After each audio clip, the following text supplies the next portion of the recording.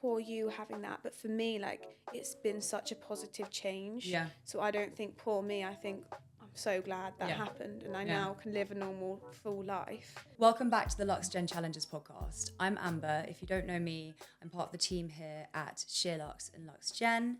If you haven't watched the first episode of the LuxeGen Challenges podcast, where I share my story and the reason for starting this podcast, make sure to go back and watch that first. On today's episode, we're joined by a really exciting guest, Mollie Pearce, who many of you will know from the Traitors. Mollie is here today to chat about her journey from her autoimmune condition, ulcerative colitis, being born with a limb difference, and of course, her incredible journey on the Traitors. She is here to share it all, guys. Oh, thanks so much for having me. So, Mollie, let's start from the beginning. Where are you from? So I'm from just outside of Bristol. I'm from like a little village. So London compared to the little villages, very busy, but I love it here. Yeah. And obviously Bristol's great as well. So Bristol's so lovely. it's so good. I feel like Bristol has stuff for everyone. People just like really express themselves like through fashion. The same as kind of London. It's like a mini London, literally, kind of, but we like to rave a lot more. For those who don't know you, what exactly is a limb difference and how it's caused? So, well, it can be caused for lots of different reasons. Really, with mine, we're not really sure what happened. Basically, at the 20-week scan, they basically said to my mum they can't see all the fingers on my right hand. They didn't know if there was anything else wrong with me, that kind of thing, but they didn't think there was. They still gave her the option to terminate, which is crazy, really, to think now. But yeah, so obviously they went ahead with the pregnancy because here I am. And I was just born with missing digits on my right hand. I'm very lucky with what I do have. Like I can kind of grip things and stuff like that. But I'm not really sure why it happened. And how would you say it affects your daily life at all? Because I suppose, obviously, you're born with it, so you like naturally adapt to living life without it. Yeah, honestly, like it hasn't really affected me at all. My ulcerative colitis affected me a lot more. But I think because people can see your hand, they kind of expect it maybe to be a problem. But like you said, because I was born with it, it's just, you just literally adapt as you grow. And I used to always copy my brother growing up. So like, I'd never be scared to do stuff. And my mum and dad would always be like, if you fail, like you're just going to do it again and, until you get it. Which I think was the best kind of way to deal with things because they didn't make me feel any different. They kind of just let me get on with things, and I had a good group of friends, and like I said, an older brother which dealt with nasty comments now and again. But it hasn't really affected me. Because obviously I've got albinism and I've had it since I was born as well.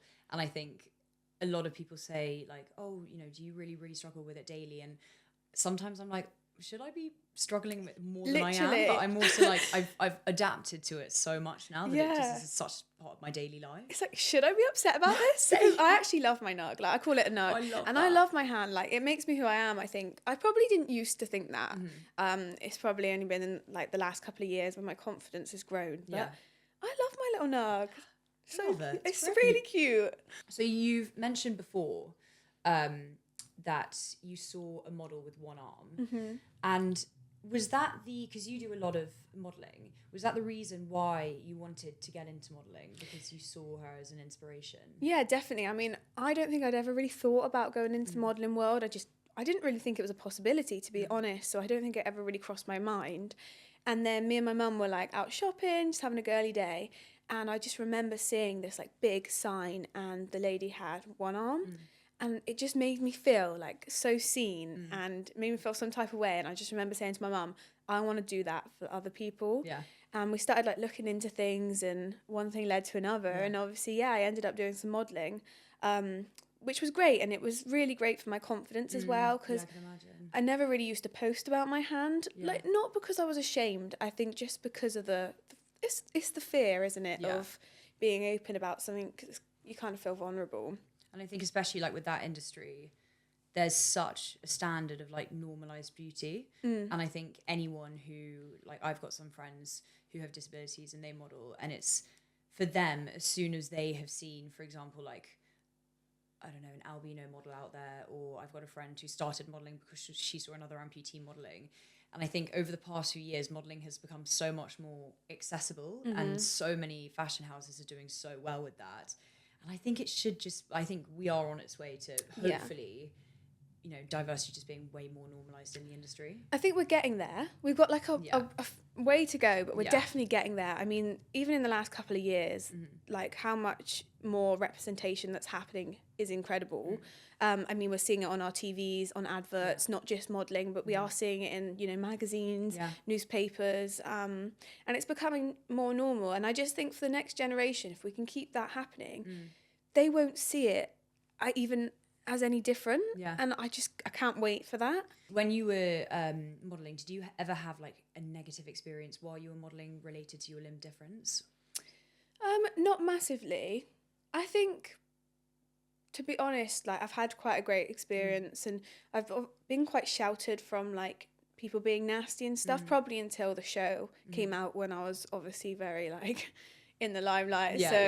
People are going to have their opinions, but before that I wouldn't necessarily say I had bad experiences. It was actually like so amazing, and a lot of the time I was on shoots with people who also had disabilities, and I met the most incredible people on shoots ever. And even like just learning about different disabilities and just seeing so many like incredible inspirational people, it was such a positive for me, and definitely gave me that confidence to kind of like really open up about it.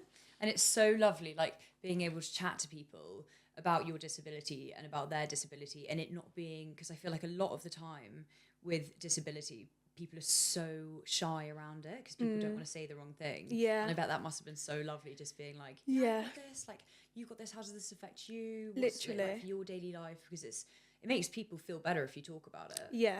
And I think as well, like, disability is always looked at as a negative, but why? Like, why are we doing that? It's just that's like the assumption people have in their heads. But like, my mum is a hairdresser, and some of her customers are a little bit older, and to them, like, disability still is a negative. So like, they say to her like, "Oh, how's your Mollie doing?" And she's like, "She's great.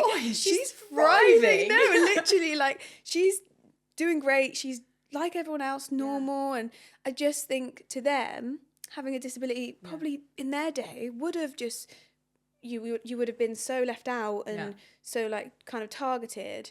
But recently things are changing. Like, I personally feel like I was born in the right generation completely, and things were just starting to change. Yeah, agreed.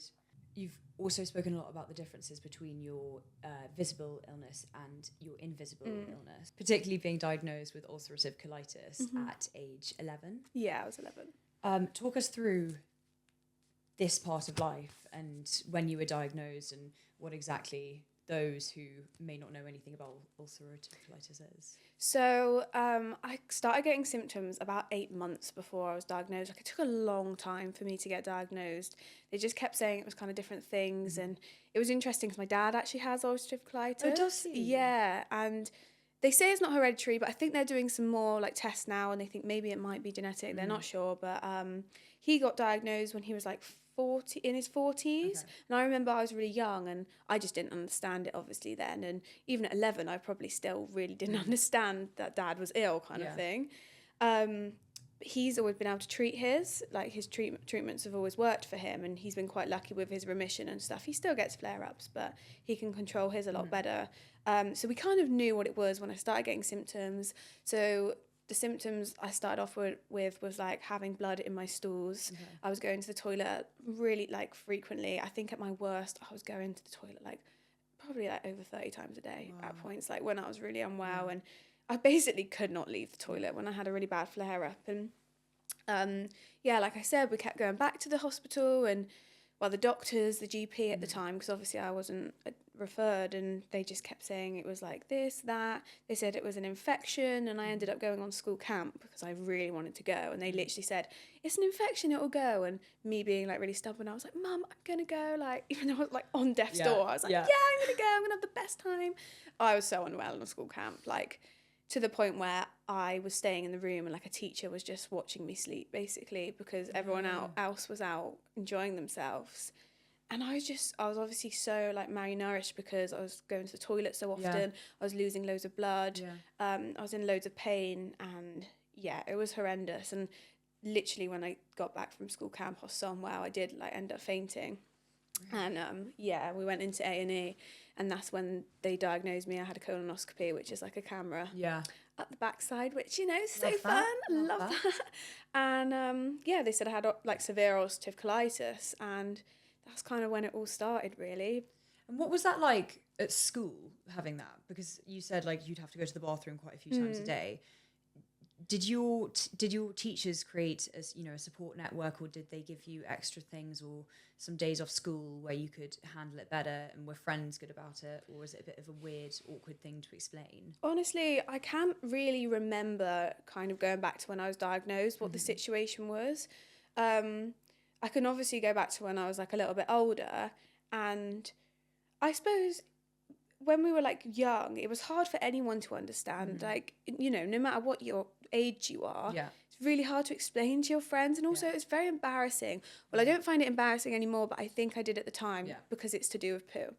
And that's not really something that, you know, we all talk about. And I think I struggled with it alone for like a while, and I would try to hide it as much as I could.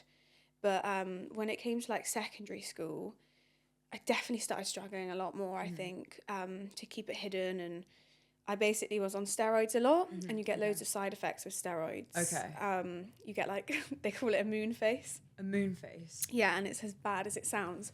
So like you just swell up. Oh, no. I had the roundest head ever. So every time I go on steroids, like your cheeks go all puffy, and like you just like put on weight really easily, and oh, it was just awful. Like I started secondary school looking like a little chipmunk, and it was literally so rough. So yeah, I used to hate them. It makes you like your skin bad, and it makes you really hairy. You can even get something called like, they call it camel hump. That used to scare me. I used to be like, if I get a camel hump, that is it. Like I'm out. So yeah, the steroids thing I found really hard, and I found it really hard to like sleep around people's houses and stuff like that, because you just rely on the toilet, and the older I got, the more kind of anxiety I got around the toilet as well. And when you like would go around for sleepovers and stuff, was it awkward having to say like, oh, I'm going to have a sleepover, but just so you know, like I have this condition? I think probably at the beginning it was harder to talk about, whereas like as I grew up, everyone kind of knew. I think obviously not everyone knew like the ins and outs of it, but they knew I wasn't very well and stuff like that when I'd have a flare up. And don't get me wrong, sometimes I'd be okay on sleepovers, but like especially kind of just before my surgery, or like in the years going up to my surgery when my flare ups were really bad, I was having accidents a lot as well. Yeah, and it's so like it was so embarrassing, and like being on a sleepover and like not being able to make it to the toilet. It's really hard to like tell someone that. I was lucky with my friends, and like they always used to be lovely about it and stuff like that, but it's really difficult. Because I guess as well, what I was going to say earlier is you had ulcerative colitis. So you said you got diagnosed at 11 and then you had your surgery at 18. Yeah. I feel like those years are some of the most pivotal years in your life, because you are learning about who you are. You're learning how to navigate new social circles, friendships. Your body is changing in completely new ways, and you've got this condition that you have to deal with. Was there anything that you felt like you missed out on, or anything that you felt you struggled with more than the average person wouldn't have known about? Yeah, I think I missed out on a lot. Like in the years when I was unwell, I kind of used to have flare-ups every 6 months. So I would, basically what happens is you go on steroids and that gets you better and you gets you into remission, and then you go on a treatment which is meant to keep you better and keep you in that remission. But every time I would come down off the steroids, I'd kind of get unwell again, and we're talking like every 6 months. I'd find it really hard to like plan things and stuff like that. And yeah, of course, like social outings, because you wouldn't know when you were going to have a flare up. And you exactly. Wouldn't know when that's so interesting. There's so much of it that you just wouldn't consider to like. As an average person, you just wouldn't understand. And like for me, like holidays and stuff, like I could book one, but I never felt excited, because if I got a flare up, that would just completely ruin it. Like completely ruin it. And like throughout school, it was actually so hard. I think I've blocked like a lot of it out. But it was really difficult, and I remember one instance was at Reading Festival, and I'd been before, and I had basically then was on a treatment. This was after my GCSEs, and that treatment like got me through my GCSEs, and I think it kept me in remission for like a year, which was the longest I'd ever been. And then it stopped working. But because I'd gone to Reading before, I was like, that's it. Like I want to do another festival, and it went well the first time because I was in remission. but I wasn't very well, and yeah, it definitely wasn't in a position where I should have gone. And I remember all my friends left, and I was like, didn't know what to do. And I was just really upset, and I was like to my dad, I just want to try, like I'm going to try. So bless him, he drove me down like a bit late, and he dropped me off, and I tried my best, but I was having accidents in the tent. I couldn't make it to the toilets. Like I remember one morning, and like specifically, I think I woke up at like 5 or 6 in the morning. I was like, I need to go to the toilet. And I was walking along, had an accident. It was freezing cold, and I like just remember like breaking down because it was just so horrendous. And you know what the toilets are like at a festival. Oh my it's God. bad enough for someone with normal bowels, let alone someone without normal bowels. And I did end up leaving the festival early, and I just remember feeling like really defeated. I could never really look forward to things just in case I had a flare up, and it's just always in the back of your mind, like no matter if you're in remission, it's kind of like, how long is this going to last for before I have to go through that again? And like I said, I hated steroids, and there was like sometimes I just wanted to refuse to take them. There's nothing you can do, like you literally will just get worse and worse. So like as soon as you start getting symptoms, if they're not treated, they will just get worse and worse. And you know, the surgery is talked about from quite a young age. I think I was like 14 when they first brought it up, and that's very young. I mean, my dad was 45 when he's got diagnosed, and never once have they had a conversation with him. Okay, really? Yeah, and he's now like, I'm not going to say his age because he'll kill me, but you know, it's been a couple of years, you know what I mean? But like never once for him was that a conversation, because he's always been able to kind of treat his and get it back into remission. But at 14, being told that you might have a bag of poo stuck to your stomach is pretty horrendous. Was it 18 when you decided to go ahead with the surgery? I didn't really have much of a choice at that point. I mean, what happened was I went out for my 18th birthday, and drinking used to trigger my ulcerative colitis. Oh, really? And I basically had to plan when I was going to drink and know that I was going to get ill from it, which is hard when everyone's having parties and, you know, everyone started drinking. And I used to like have to plan it, and it was bad because then I probably drank too much on them nights to kind of like make it worth it, if that makes sense. Oh my God, yes. Like, I know it sounds really bad, but like that is what I was doing, and it wasn't healthy, and like, it wasn't great. And then basically went out for my 18th birthday. I've said this before, but like my friends all took different items of clothing just in case I had an accident. Someone had a spare dress. That is so amazing. Literally, like in our little bags, like, you know, when you go out and you've got your little handbag, someone had a whole dress in there. Someone had like a pair of pants, like toilet roll. We had the whole shabam. Like, that's true friendship, right? Honestly, like bless them. Me, like, no, you can fit more stuff in there, like shoving it in. God, that is amazing. And then obviously I became unwell after my 18th birthday. I ended up getting admitted to hospital, and they were like, you know, we kind of need to get your colon gone. And I was like, no, like I'd rather die. Like I remember saying all this stuff. Very dramatic, obviously. But and then they were like, there's another treatment we can try. It's like got a very low chance of working, like, you know, but that it was there. So I tried that treatment. I was back in hospital 6 months later, and I was literally so fed up. Like, I was having accidents all the time. My anxiety was like so bad surrounding the toilet that I was struggling to leave the house, and I was struggling to go to college or do anything. I was going to the toilet in bushes, like just being completely honest about how bad it was. Like, it was awful, and that became my normal. And when I got admitted that time, like, I think I was just in so much pain, and like it had just been going on for so long. I was like, get this thing out of me now. And I think they did a scope, and like it was pretty severe, and like the inflammation had like grown, so more of my colon was now inflamed, and so that was that. And now like that is actually like that resilience that you have is fucking incredible. Like, mentally, I don't know if I'd be strong enough to be putting through that, but I guess you don't have a choice. Like, you've been dealt this card and you have to get through it. Yeah, I think that's it. And like I always thought to myself, that will never be me. Like, and I always used to find when like they'd show you things about people with stoma bags, it was often older people. And as much as like that was so lovely that they could like offer me some help.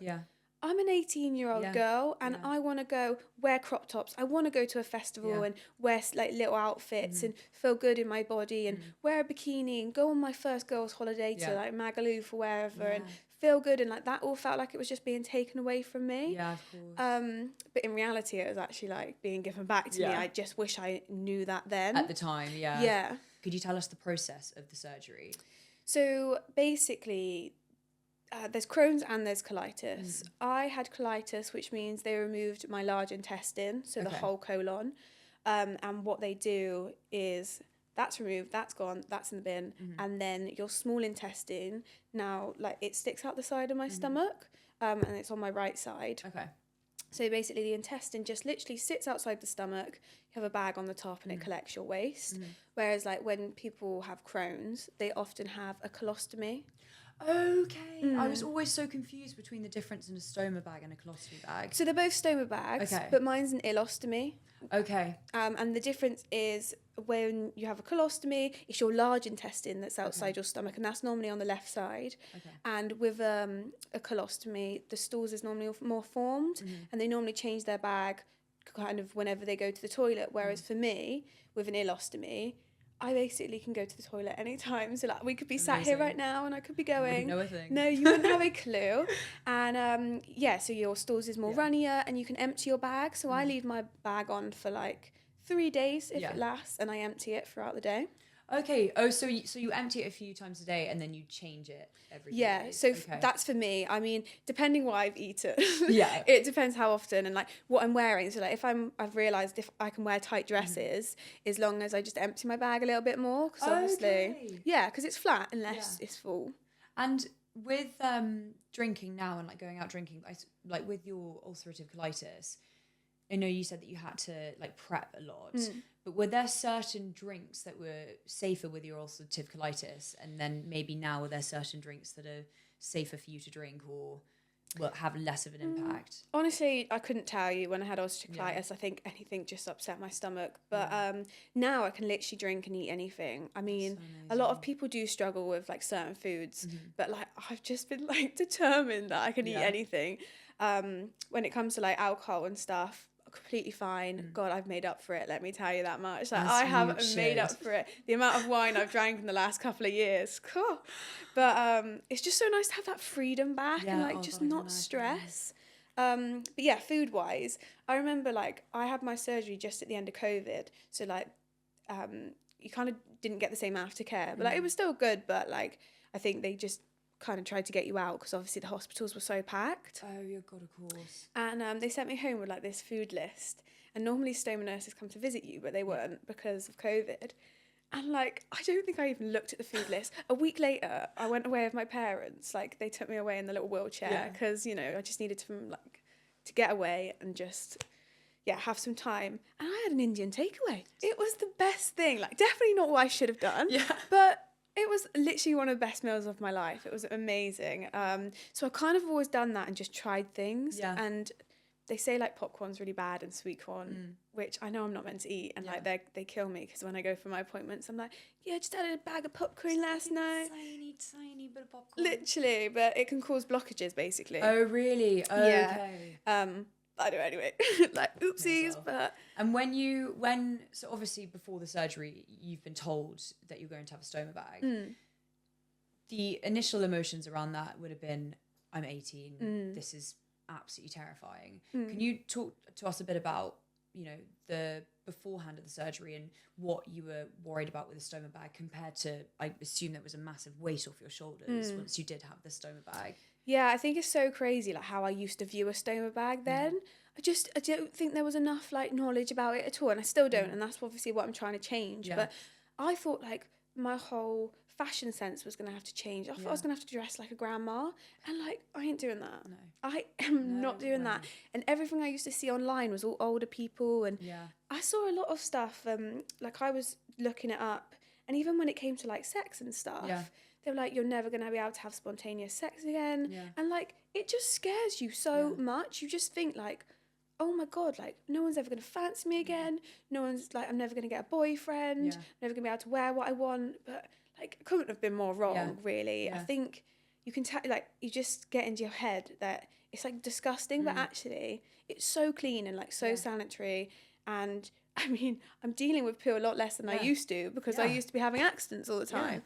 So it's actually so much cleaner than like it was, and I just had the wrong concept of it completely. I literally thought it was going to be like the end of the world. But I think when it changed for me, like a significant moment was after the surgery. Like I remember saying to my dad, like, I'm really craving McDonald's like the whole time I was in there. So when I was well enough, he took me. And I remember we like went through the drive-through. I could never have done that before because like being stuck somewhere. So like, you know, when you're in a drive-through, if there was a car in front of us, a car behind, that would have been it. I would have had a panic attack. So I've been like, where can I go? I need the toilet. We can't drive off anywhere. And like we went through the drive-through and I was like, well, I am not going to poo myself. So like it was like the best moment because I had my bag. And then like I just remember being sat in the car. I was like, okay, maybe I was wrong. Maybe this is actually amazing. Yeah, no, literally. And then like when I started to like regain my strength and stuff like that, and I started going out, and like 2 weeks later after my surgery, I think I tried jeans on, which I thought I was never going to wear again, and they were high-waisted, couldn't see my bag. I could have put any top on, and I like ran downstairs. I was like, Mum, I can wear jeans, and it was kind of like just like the realization that it actually just does not really affect your life at all. Yeah. And was there a point where you started getting a bit more confident with your fashion? Like, would you be like, okay, you know what? I have this bag, does not change anything about me. You know, it has nothing to do with me. I'm going to wear a crop top or I'm going to wear a matching set. Did you have that realization at any point? So I think I like especially with high-waisted stuff, I feel quite confident. Yeah. I still would struggle with low-waisted stuff, like actually kind of annoyed that it's coming back into fashion. When I tell you I'm so scared of low-waisted jeans coming back into fashion. This is the thing, it's not even my stoma I'm scared about. It's literally my muffin top. Literally. I'm not having that happen. No, so that is like never going to be my thing.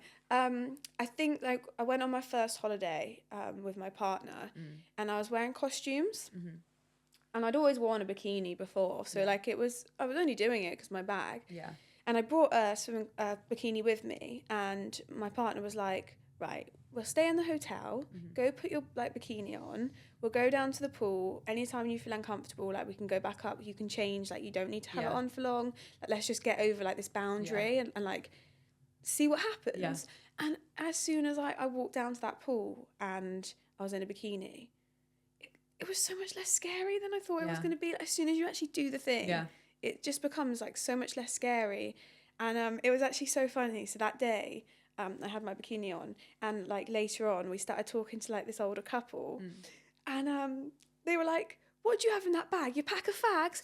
They thought, oh my god, they thought it was just my waterproof bag that I put my fags in. I was like, if you think that's fags, you do not want to find out. You do not. You do not want to know. But it made me laugh so much, and it was nice because then I could like educate them on what a stoma bag was. Oh, what? So did you sit down with them and talk to them about it? So we basically ended up chatting and like we ended up going for drinks and stuff with them in the evening and everything. Way. Yeah, like me and my boyfriend love to chat, so like we can make friends with anyone. We made loads of friends on holiday, like the most random people. But yeah, it was great because like obviously as soon as they asked, they were like, we just thought you were really overprotective of your fags. I was like, I don't even smoke. Like crazy, you think I'm getting in the swimming pool and not leaving them on the side. But yeah, and then I kind of educated them on it. So so funny. And also with because you've been with your boyfriend for a while, but what is dating like having a stoma?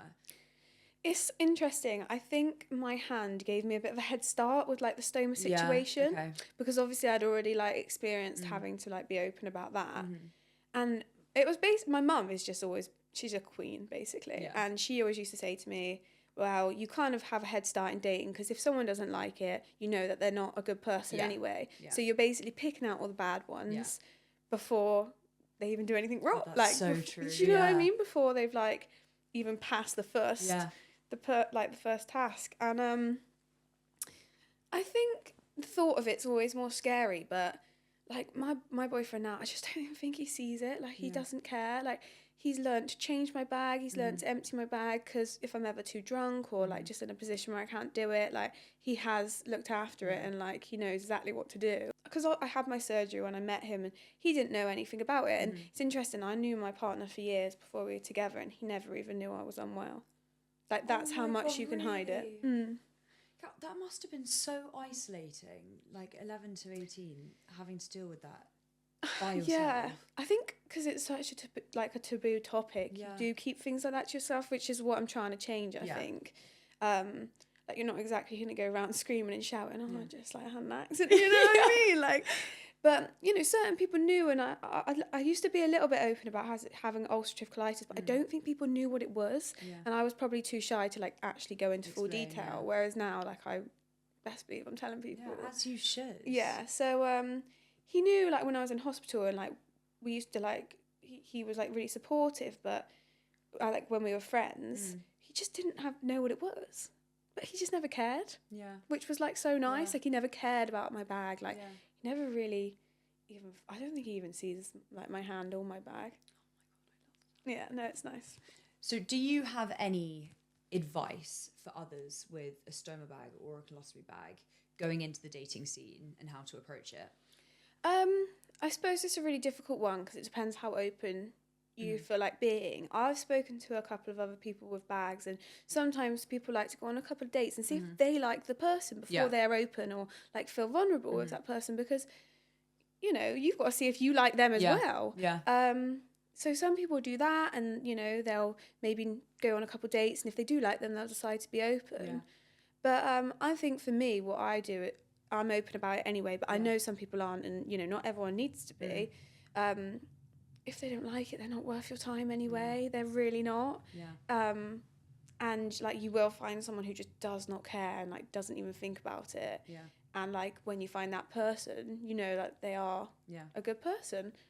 I think it's interesting as well because so my mum is an amputee, and for so long she's back in the dating scene and she is thriving. She's having the best time. But she still does have that awkwardness. She's like, when do I tell them that I got one leg? Like I can't bring it. She was like, I can't bring it up on the first date. Whereas for me, with I had a lot of insecurities going into dating with my eye, because I was like, I'm gonna sit down and like they're gonna see someone with an inturned eye and be like, whoa, like what is that? And I think for me, because it's quite obvious initially, I never really got why she was so nervous about it, because I was like, well, you have a first date, you don't have to tell them, they're not going to know. And she was like, no, I'd rather, like with dating someone, I'd rather just be up front and let them know straight away and put my cards out on the table. I think everyone is different. I think the thing is we're like our own worst enemy. So like we see it as a flaw or we see it as like our insecurities, but like that's not saying everyone else is going to see it like that. Like like your mum was obviously amazing for what she's gone through and stuff like that. So like a good person will see that side of it. They won't see like, oh, that's like, I don't like that. Like you don't want to be with someone like that anyway. Exactly. So I do think like having a disability gives you a little bit of a head start. I do. You can just kick out the red flags straight away. Literally. Stoma bags are still a topic that the general public don't know all that much about, and I feel like there's such a stigma around the stoma bag.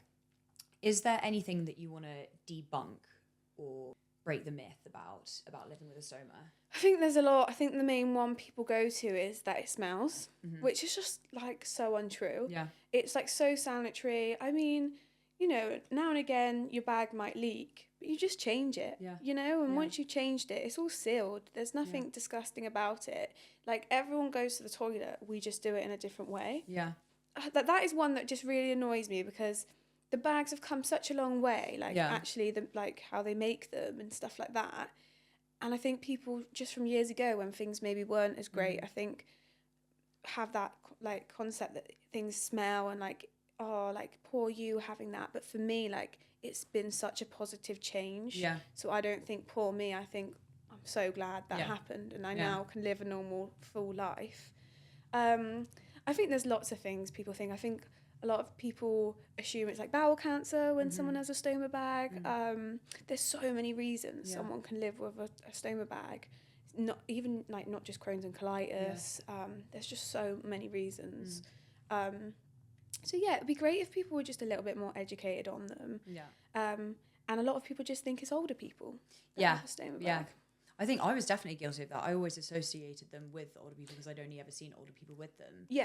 And now it's been so interesting just hearing about like the day-to-day life with a stoma bag, because it's like it's something that you have to do, but it doesn't change anything about you. It doesn't change anything about your personality, your future, your goals. It's just something that you live with, and it's not a bad thing. And for me, like it's given me options that I never would have been able to have like a full-time job because I would have been off sick. Yeah. Whereas I worked as a healthcare assistant for like nearly 3 years since my surgery. I've gone traveling since my surgery. I've gone on a whole TV show since my surgery.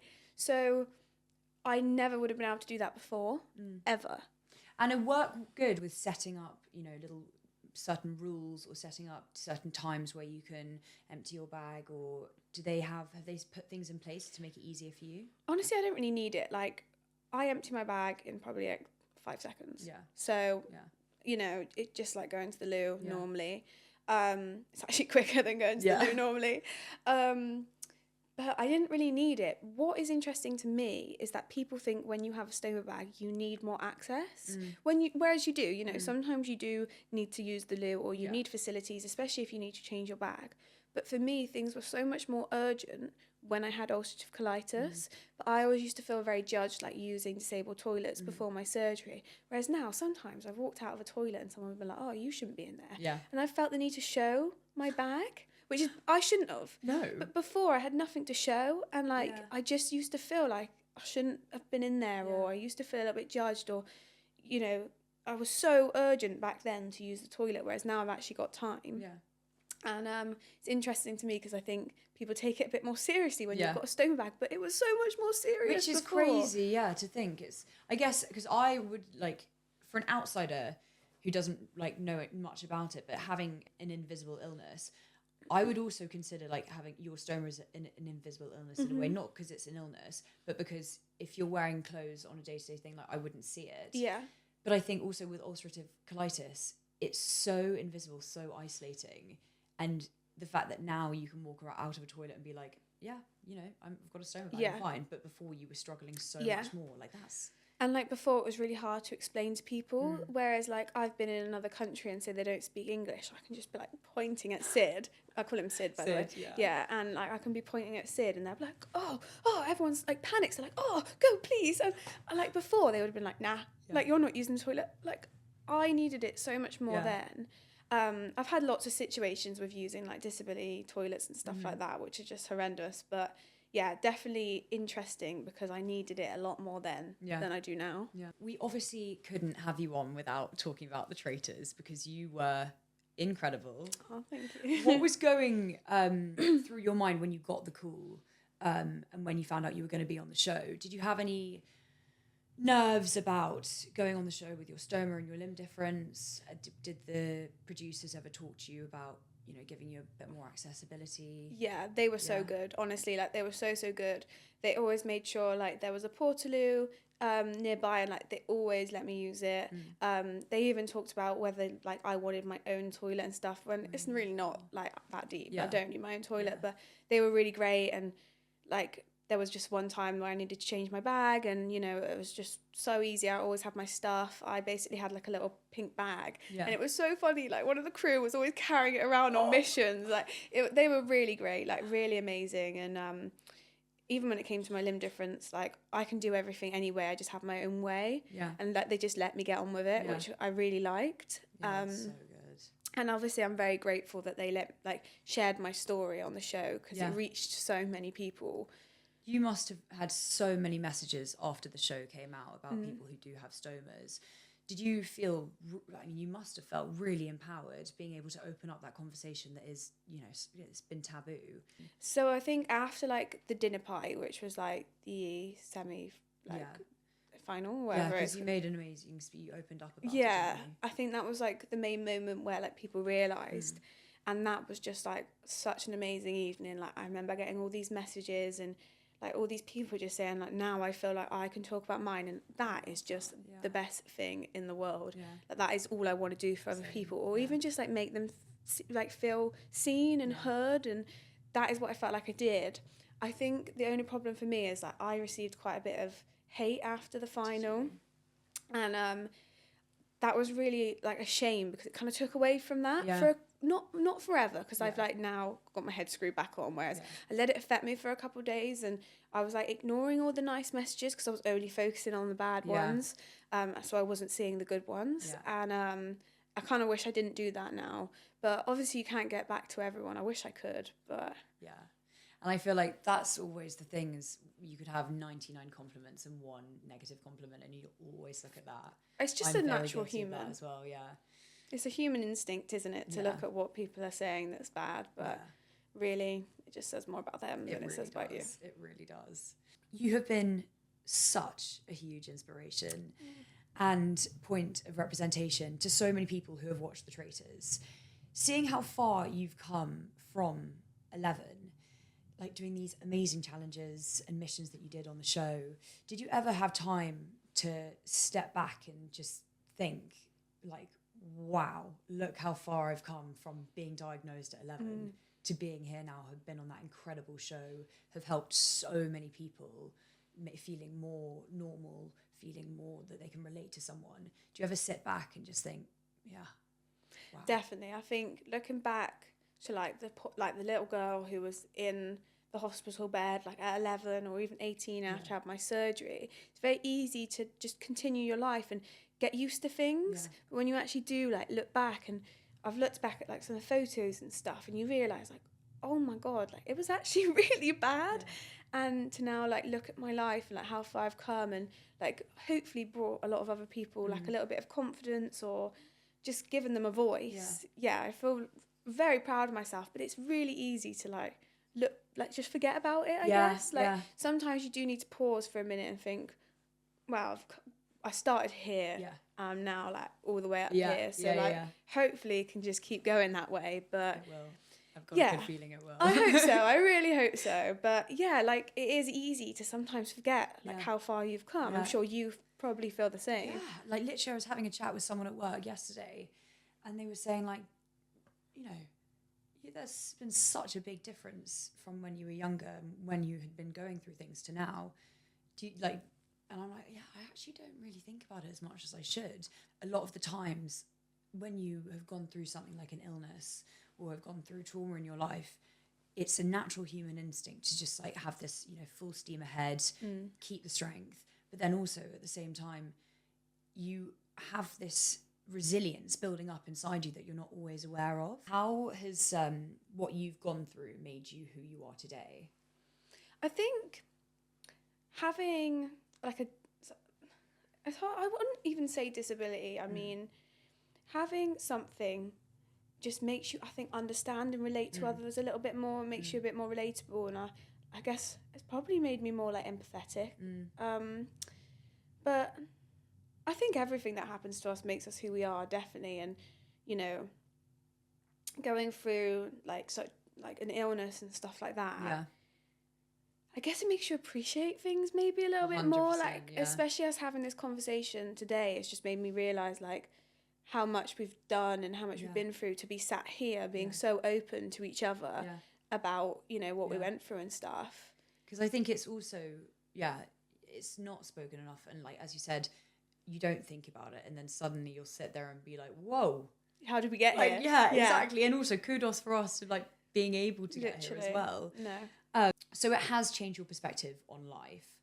Has it changed the way that you live yours? Like on a day-to-day basis now, do you ever sit, like take time and think, okay, yes, I've done this? Do you do like a gratitude journal or anything like that?